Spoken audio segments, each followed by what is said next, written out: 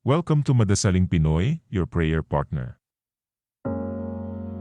Ngayon ay Martes ng ika-28 linggo sa karaniwang panahon. Ang mabuting balita ng Panginoon ayon kay San Lucas.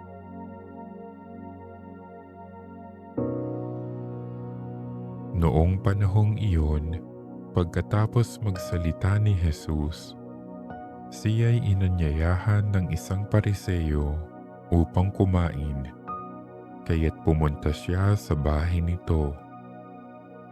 Pagdulog sa hapag, nagtaka ang Pariseo nang makita niyang kumain si Jesus nang hindi muna naghugas ng kamay.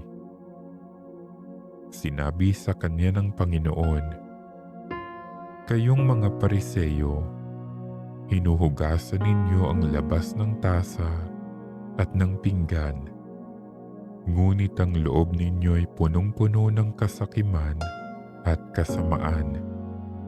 Mga hangal, hindi ba't ang may likha ng labas ay siya ring may likha ng loob? Ngunit ipamahagi muna ninyo sa mga dukha ang mga laman ng mga sisidlan at magiging malinis ang lahat ng bagay para sa inyo." Ang mabuting balita ng Panginoon.